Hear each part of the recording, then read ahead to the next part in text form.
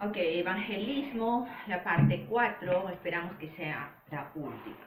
Vimos entonces en la anterior que Jesús enseñaba sobre el reino de los cielos, contando parábolas que lo comparaban, pero que sus discípulos y seguidores no le entendían. ¿Por qué creen ustedes que no le entendían? ¿Por qué no entendían cuando él hablaba del reino de los cielos o lo que él les explicaba en parábolas o cualquier otra cosa?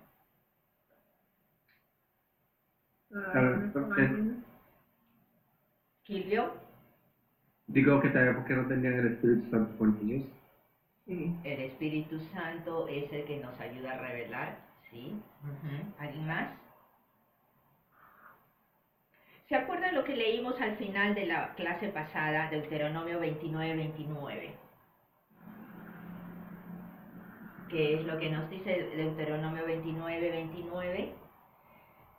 Que Dios tiene secretos, tiene misterios, que se revelan de acuerdo a los tiempos, de acuerdo a su plan, y de acuerdo al entendimiento de los humanos, si estamos listos o no para recibirlos. Y estos secretos se han ido revelando a lo largo de la historia humana, como decir, por pasos, por pocos. Entonces, cuando Jesús les hablaba a estos discípulos, ellos no tenían los oídos abiertos, en parte porque todavía no tenían el Santo Espíritu de Dios, pero tampoco no estaba en el momento preciso para ser revelado a ellos ese entendimiento. ¿Amén? Vayamos a Lucas 19:9. Y esta es la historia conocida. Mateo, Marcos, Lucas y Juan. Mateo, Marcos, Lucas, el tercer evangelio en el Nuevo Testamento. Lucas 19:9. Esa historia es de Zaqueo. Zaqueo era un jefe de los cobradores de impuestos. Eso te suena familiar, Nelly, ¿verdad? Bueno, entonces veamos qué es lo que nos dice Lucas 9:9. ¿9:9 o 19? Oh, perdón, 19:9. Se me cruzan todos los 9. ¿Quién está primero? Luz, por favor. Hoy ha llegado la salvación a esta casa, le dijo Jesús, ya que este también es hijo de Abraham. Amén. Todos sabemos de este Zaqueo, que era pequeño, que se subió al sicamoro y para ver cuando Jesús iba a pasar por esa calle, porque quería verlo. Pero los fariseos, los judíos, lo criticaban cuando Jesús pasa por ahí y le dice: Zaqueo, baja porque esta noche debo posar en tu casa. Entonces decía, él no sabe quién es este hombre, no sabe que es un pecador y va a ir a meterse a su casa. Bueno, eran rápidos para criticar y eran rápidos para juzgar, sin saber que Jesús conoce exactamente los corazones de cada uno. Pero el afán de Zaqueo de ver a Jesús, ese afán de encontrarse con él fue sorprendido cuando Jesús le dijo: baja de allí, de ese árbol, porque hoy voy a llegar a tu casa. Zaqueo no lo esperaba. Y en parte fue sorpresa para él. Pero ¿qué es lo que acaba de leer Luz? Le dice que ha venido hoy, ha llegado la salvación a esta casa. Cuando llegó esa tarde, esa noche, él entró. Jesús entró a la casa de Zaqueo y le está diciendo: hoy ha venido la salvación.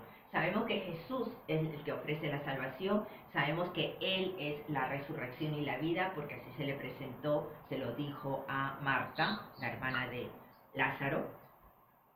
Y acá le está diciendo a Zaqueo: hoy tienes la salvación, porque Él es el que ha entrado a esa casa.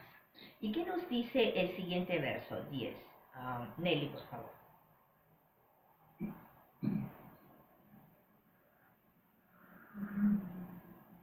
Pues el Hijo del Hombre vino a buscar y a salvar a los que están perdidos. Amén. Vino a salvar, pero ¿a salvar a quiénes? A los que están perdidos. Cuando tú pierdes algo y realmente lo quieres, sientes esa falta, ¿qué haces? La buscas.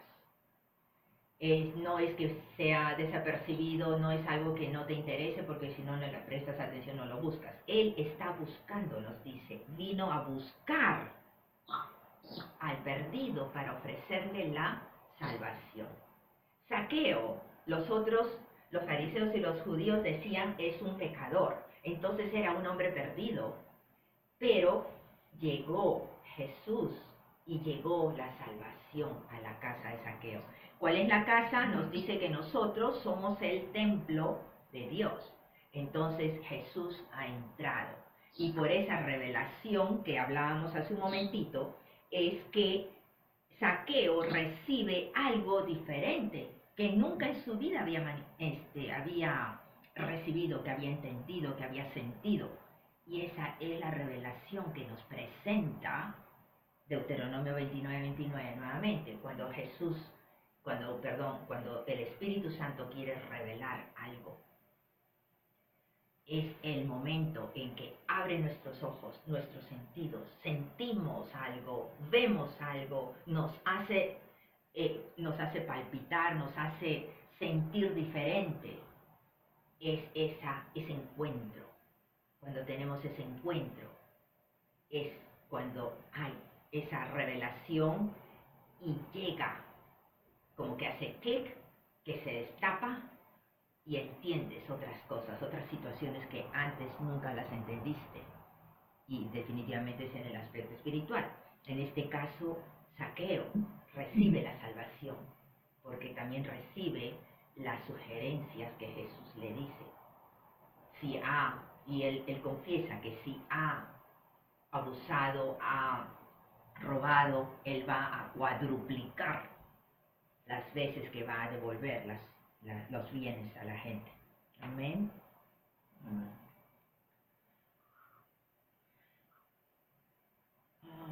¿Dónde estamos? 19, 12. ¿Qué es lo que nos dice? Silvio, por favor. Dijo pues, un hombre noble se fue a un país lejano para recibir un reino y volver. Ok. Después de esta historia de Zaqueo, Jesús habla una parábola. Y en esta parábola está hablando de él mismo, en donde le está diciendo, un hombre noble es de la realeza, ¿verdad? Él ha venido como rey. Y se fue, después de venir, se fue a un país lejano, que quiere decir que es cuando ha ascendido a los cielos, para recibir un reino, es Rey de Reyes. Porque nos dice el apóstol Pablo que nosotros hemos sido ¿cómo se dice? Que estamos nosotros entrando, hemos sido entregados al reino de su Hijo, ¿verdad? ¿Cuál es la palabra que usa? No me acuerdo ahorita. Que estamos entrando nosotros por Jesús al reino de su Hijo, o sea, al reino de Jesús. Aquí nos está hablando de un hombre noble que se fue para recibir su reino y luego volver.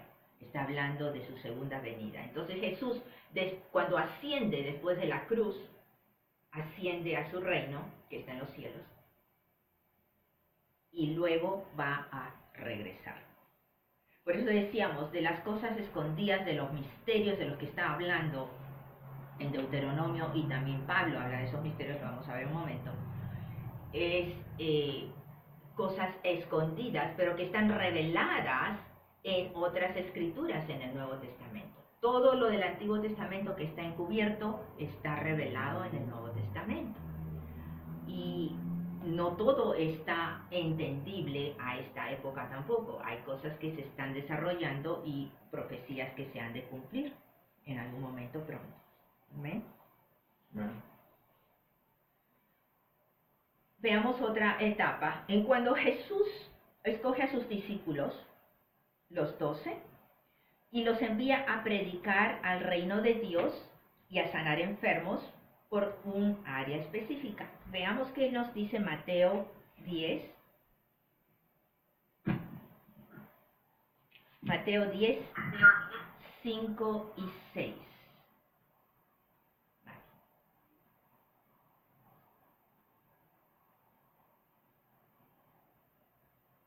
Cinco y 6. Ya. Jesús envió a los 12 apóstoles con las siguientes instrucciones. No vayan a los gentiles ni a los samaritanos, sino solo al pueblo de Israel, las ovejas perdidas de Dios. Amén. Les está indicando directamente que vayan a dónde, no a las naciones, que son los gentiles, sino a el mismo pueblo de Israel, que son las ovejas perdidas. O sea, los que vayan a los judíos. Que ahí hagan ¿qué? Que prediquen el evangelio a los judíos, que prediquen el evangelio en todo el territorio de Israel. ¿Amén? ¿Qué nos dice en el mismo Mateo 15, 24? Luz, por favor. No fui enviado sino sino a las ovejas perdidas del pueblo de Israel, contestó Jesús. Ok. Aquí aparece una mujer que está desesperada, una mujer que es samaritana, o no, sí, sirofenicia, o cananea, un poco más del norte. Y que su hija tiene un demonio que la para molestando. Entonces viene desesperada donde Jesús a pedirle ayuda. Y esa fue la respuesta de Jesús, que Él ha venido ¿a quiénes? A las ovejas perdidas de Israel, no a las naciones todavía. ¿Por qué? Las profecías en el Antiguo Testamento nos habla de que Israel iba a ser el faro de luz para el mundo, que ellos iban a ser los que iban a predicar el Evangelio al mundo. Pero eso no se dio, no se da todavía, pero no quiere decir que no se va a dar, porque las profecías se cumplen en diferente época que no esperamos, puede ser más atrasado, más adelantado, de acuerdo al plan de Dios. Nosotros no lo sabemos exactamente cuándo, pero en este caso sabemos que va a ocurrir con la segunda venida de Jesús. ¿Amén? Amén. Entonces, leímos también anteriormente de los discípulos, cuando ellos hablaban, predicaban, hacían las señales, los prodigios, los milagros, decían que tenían que creer ¿en qué? ¿Se acuerdan? Que tenían que creer en el nombre de Jesús. ¿Por qué en el nombre?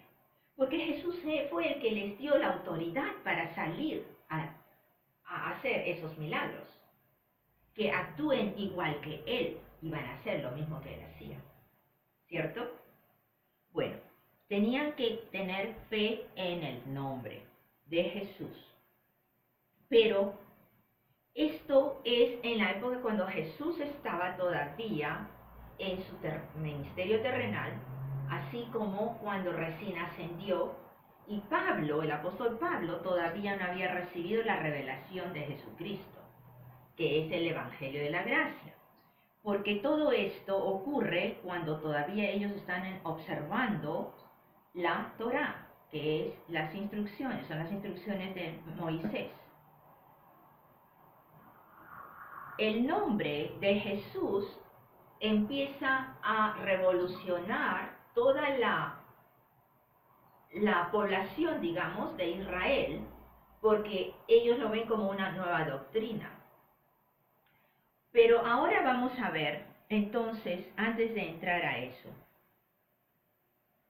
bueno, para aclarar solamente les voy a decir que la autoridad de Jesús está en el nombre, pero ellos, sus discípulos, nunca hablaron de la sangre, nunca hablaron del sacrificio, lo que significaba el sacrificio, porque ellos no lo entendían, ellos no habían recibido esa revelación. Pero ¿cuál era el plan de Dios? ¿Era mantener al resto del mundo alejado? No, de ninguna manera. Es como le dije, que usaría a su pueblo escogido para alcanzar al mundo pagano, pero en su tiempo. Veamos qué es la palabra iglesia. Iglesia viene del griego eclesia. Eclesia no es otra cosa que una asamblea, un llamado para una reunión, ¿ok? O una convocatoria, y después se empezó a usar este nombre a los grupos que eran los cristianos, porque eran considerados los llamados. Y de ahí quedó con este nombre. Pero iglesia nunca se consideró como el cuerpo de Cristo, sino sencillamente un grupo, cualquier reunión que antes de la época de Jesucristo era convocatoria para discutir cualquier tipo de asunto, no solamente religioso, sino político también. Cuando fue el grupo de los cristianos se reunían y empezaban a llamarlos así de la misma manera, porque era otro grupo de reunión, de discusión, pero discusión de la palabra, aprender de la palabra. Y también empezaron a usar ya este término, eclesia. Okay, eso para aclaración. Vayamos a Hechos, después de los 4 evangelios. Mateo, Marcos, Lucas, Juan, Hechos. Hechos 15 y verso 14. Nelly, por favor.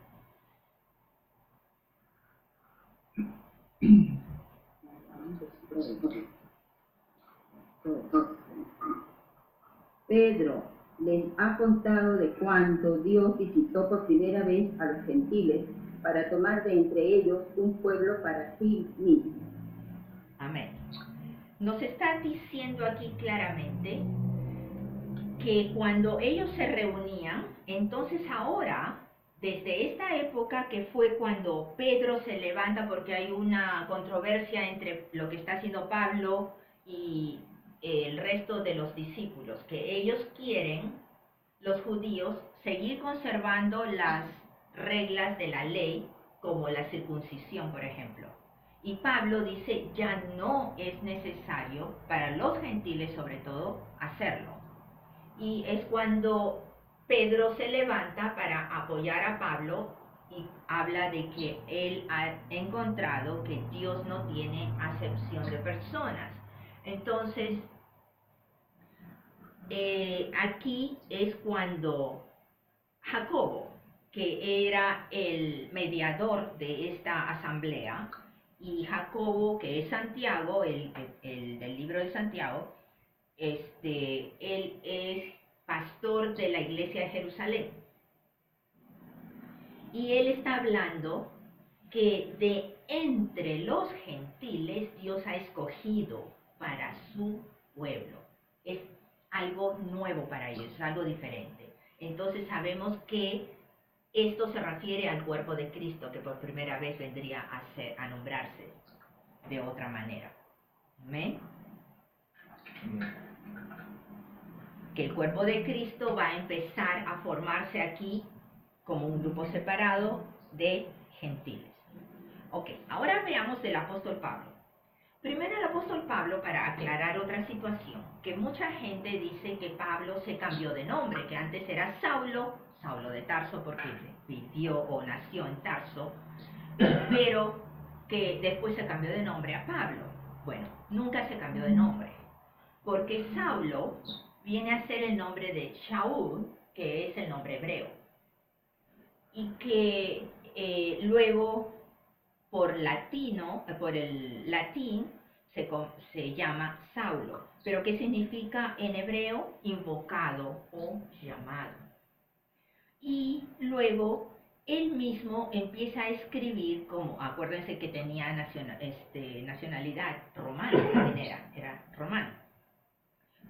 Su nombre de Shaul o de Saulo romano era Paulus, y Paulus significa pequeño o poco, que después en griego se convirtió en Paulos,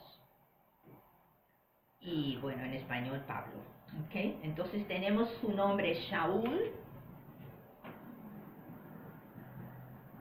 que es en hebreo, y Paulus, que es en latín, o Paulos en griego. Y este significa llamado y este significa pequeño. ¿Cómo se deletrea el primero que no lo puedo ver en la pizarra bien? Shaul, perdón, espérate, déjame ver. Ah, ok, perfecto, ahora sí, Ahí ahora sí, sí. ok.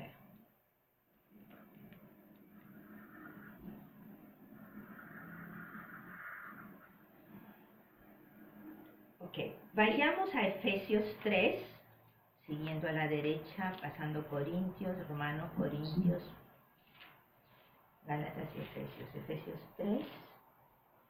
Y vemos que Pablo, 3:8, vemos que Pablo está hablando de la gracia de Dios aquí en el capítulo 3 de Efesios. Él habla de la revelación de un misterio. Ya vimos lo que es Deuteronomio 29, los misterios de Dios que se revelan. Un secreto revelado viene a ser un conocimiento. Ya lo vimos la vez pasada también. Ok, ¿qué nos dice Efesios 3:8? ¿A quién le toca leer? ¿Quién vio?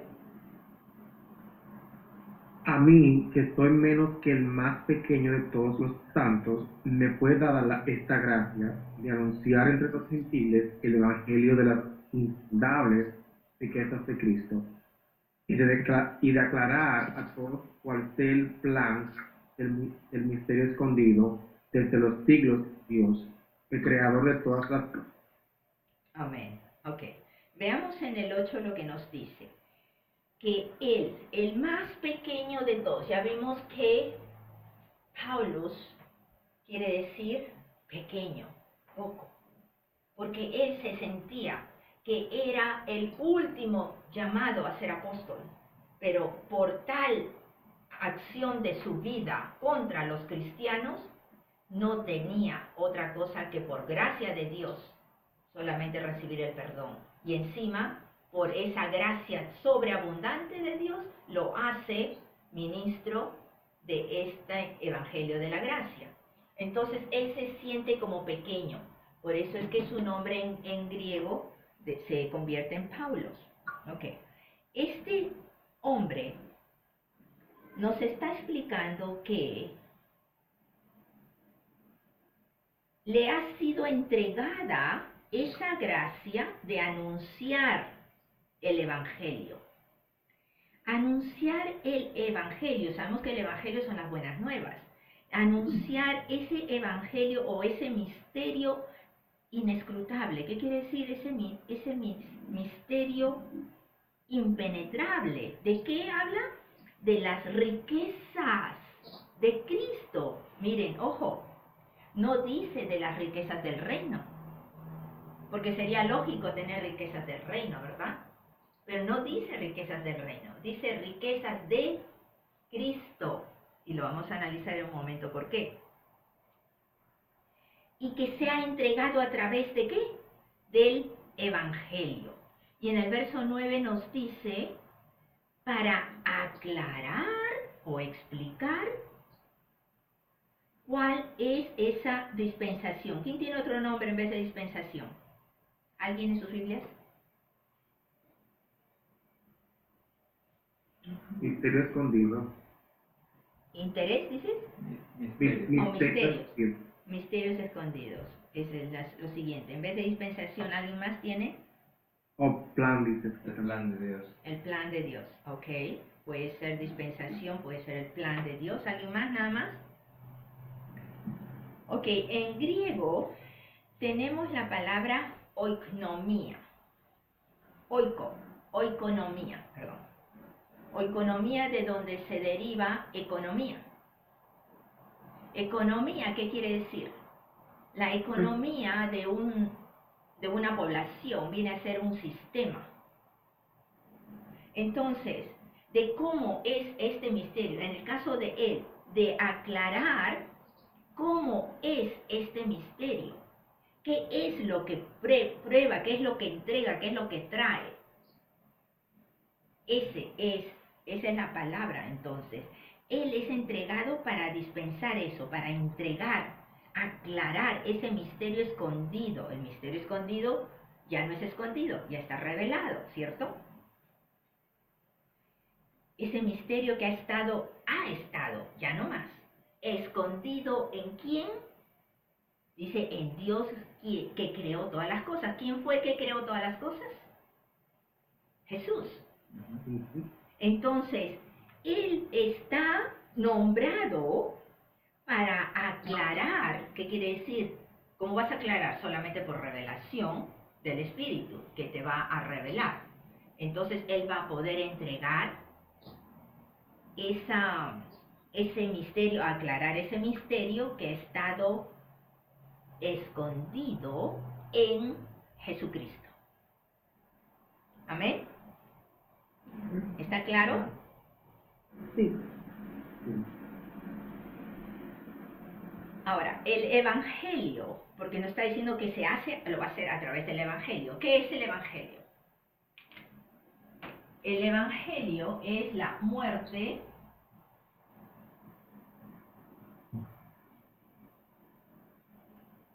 la sepultura y la resurrección de Jesucristo.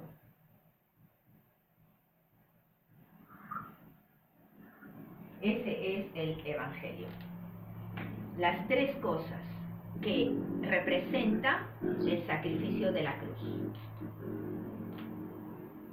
Porque en la cruz muere y es enterrado, es sepultado, pero resucita al tercer día.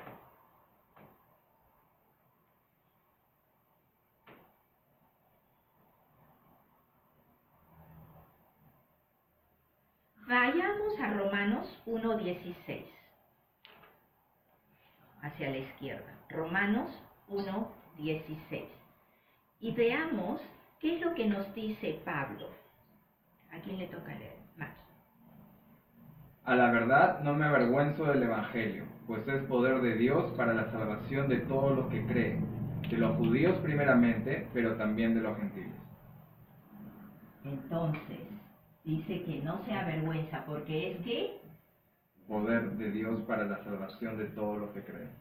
poder de Dios, poder divino, poder del Espíritu Santo. Sabemos que fue para la resurrección, ¿verdad? Un poder grande. Y es para salvación.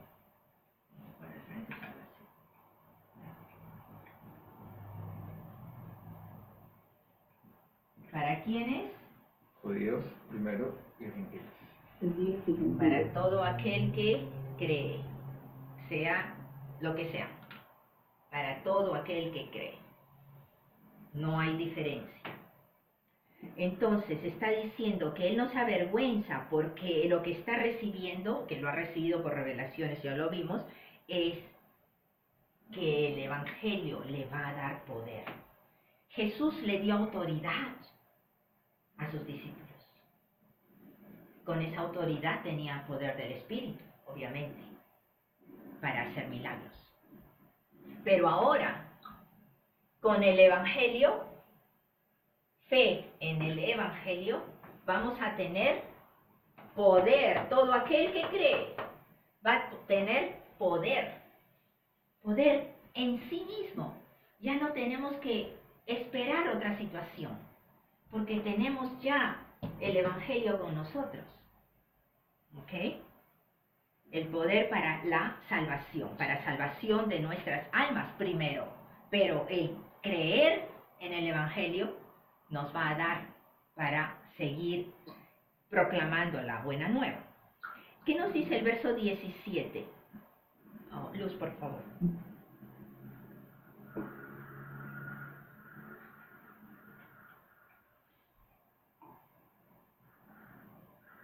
Luz. Yeah. Okay. De hecho, en el Evangelio se revela la justicia que proviene de Dios, la cual es por fe, de principio a fin. Tal como está escrito, justo vivirá por la fe. Amén. Entonces, ¿qué nos va a proporcionar este Evangelio? nos está proporcionando una revelación. ¿Revelación de qué? Revelación de esto, de la muerte, la sepultura y la resurrección de Jesucristo, que es el misterio que acabamos de leer hace un momento, que ha sido revelado a Pablo. ¿Ok? Esta revelación de la justicia de Dios. ¿La justicia de Dios cuál es?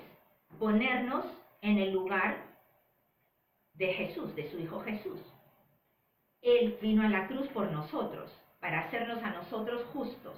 ¿Qué quiere decir? O rectos. En vez de la palabra justo, a mí, yo lo entiendo y uso más la palabra rectitud. Correcto. El estar recto, el estar correctamente, el estar derecho, el estar con la cara levantada, la cabeza levantada ante Dios. Porque es la posición de su Hijo Jesús la que vamos a tomar nosotros por esto, por el Evangelio. Entonces, esa justicia de Dios se va a revelar por fe y para fe. ¿Por qué? Por fe en Él, en las cosas que ha hecho, y ¿para qué?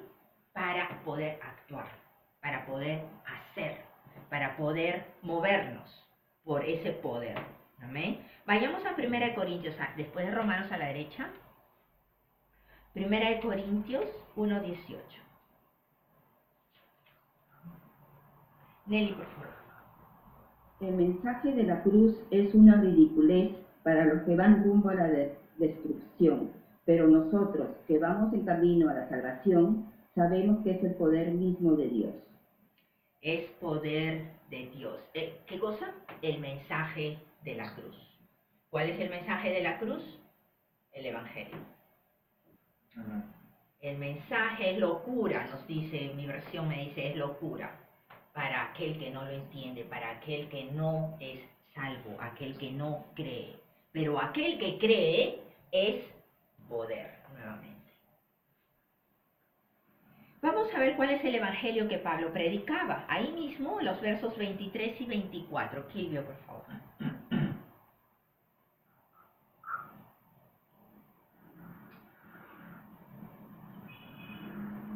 24. Yeah. Pero nosotros predicamos a Cristo crucificado, para los judíos ciertamente tropezadero y para los gentiles locura. En cambio, para los llamados, tanto judíos como griegos, esto es poder y sabiduría de Dios. Amén. Entonces nos está diciendo que ellos están predicando, Pablo y a los que los siguen a Pablo, los que él está enseñando y están esparciendo estas buenas nuevas, porque estas son, es el evangelio de la gracia. ¿Por qué? Porque es por fe solamente, ya no por obras, no por ley, sino por fe. Entonces este evangelio están predicando a Cristo crucificado. ¿Qué es esto? La obra de la cruz. Están predicando a Cristo crucificado para, obviamente, los judíos porque no creen, va a ser tropezadero, y locura para aquellos también que no son judíos pero tampoco no creen. Pero para los que sí creen, sea de los que sean, porque muchos judíos ya creían y a otros gentiles se estaban uniendo, entonces es Cristo, poder de Dios y sabiduría de Dios. Amén. Ahora, ¿cuál es la promesa de este evangelio que tenemos? Vayamos a Romanos, a la izquierda otra vez. Romanos 8, 16 y 17.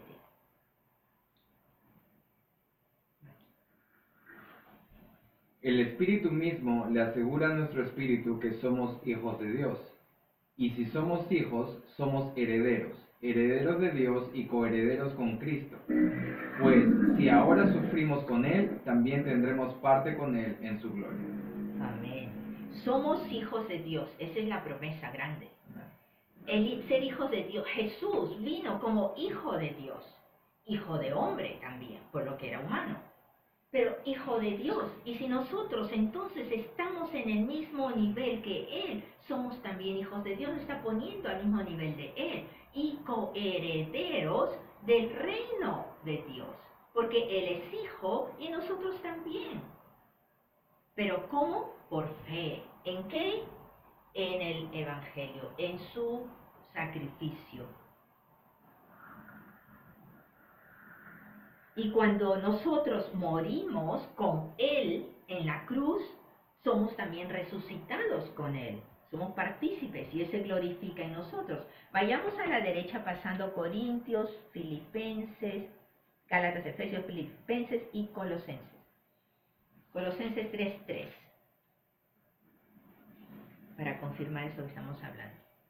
Lucy, por favor, Luz. Pues ustedes han muerto y su vida está escondida con Cristo en Dios. Amén.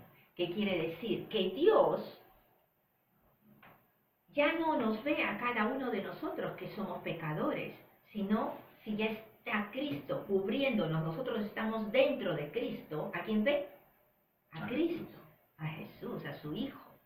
Por eso es que ya somos rectos, que ya tenemos esa limpieza de Jesús, su posición. Ya no nos ve a nosotros, nosotros estamos dentro. Pero hay otra cosa más, que el enemigo tampoco ya no nos va a encontrar o no nos debe encontrar. Si estamos dentro de Jesús, ¿a quién va a ver? A Jesús. Y ya no se va a acercar. Amén.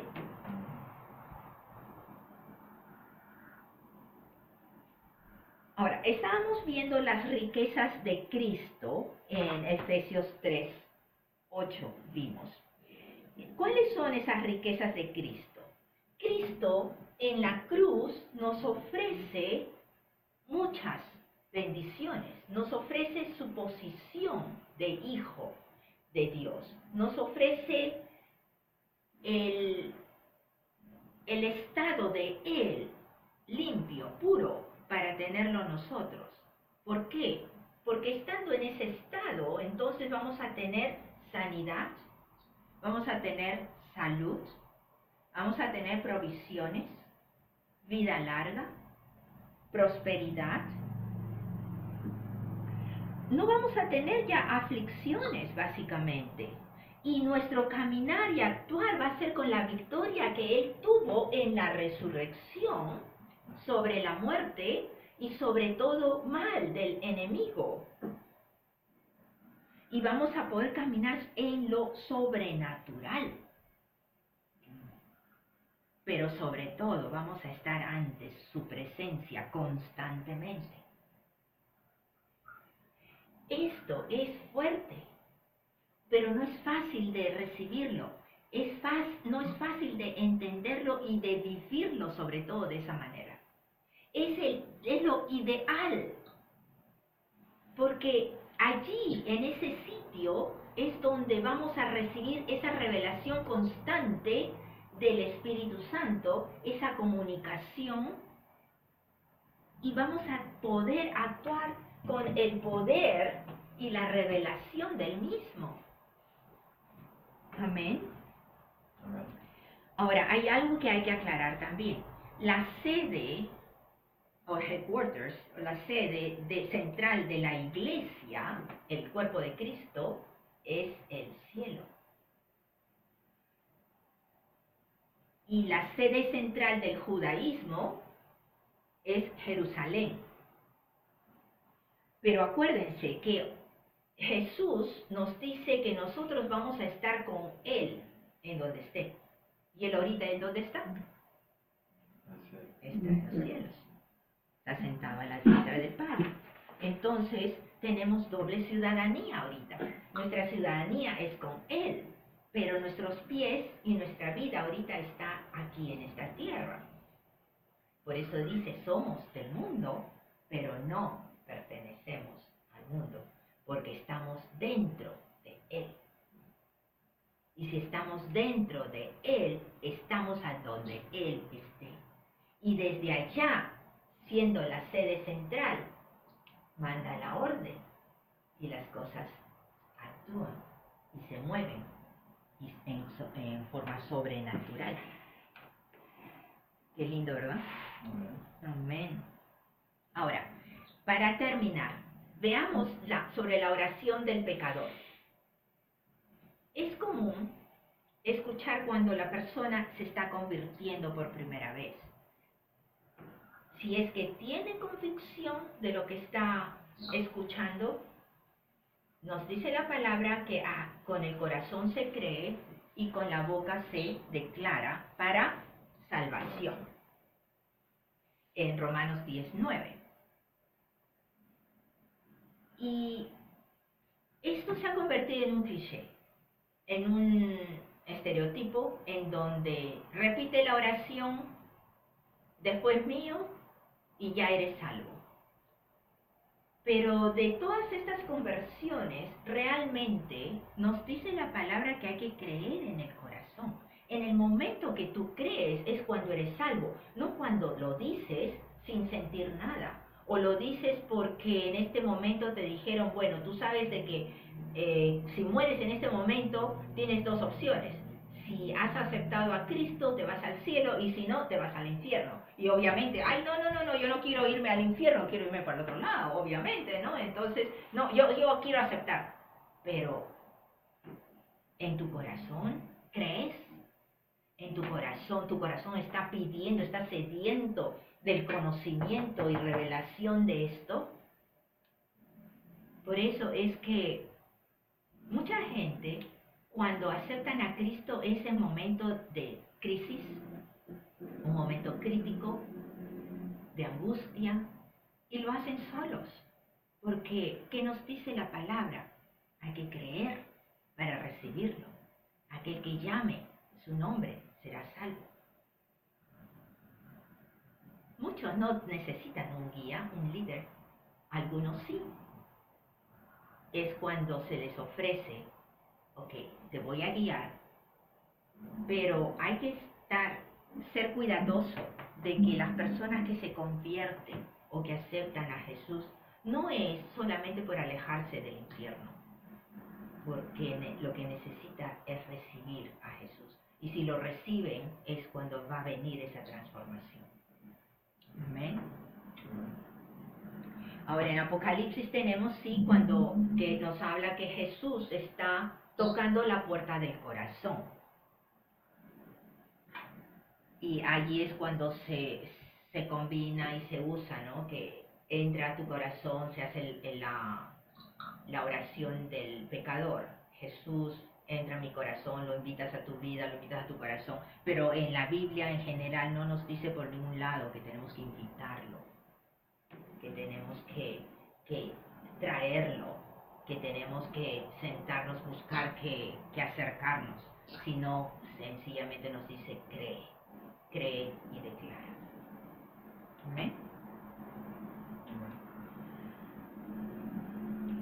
Tengo una lectura acá que lo voy a decir porque es como un resumen de todo lo que hemos estado haciendo. Dice, fundamentalmente, Yeshua HaMashiach, que es el Mesías Jesús, el Salvador, vino a ofrecernos algo maravilloso llamado el reino de Dios.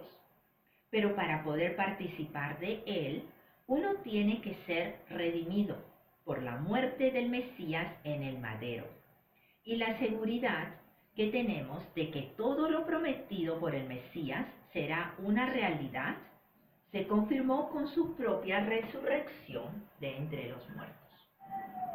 En resumen, Jesús trajo el qué, o sea, la herencia del reino, y el cómo, por la fe en su muerte y resurrección.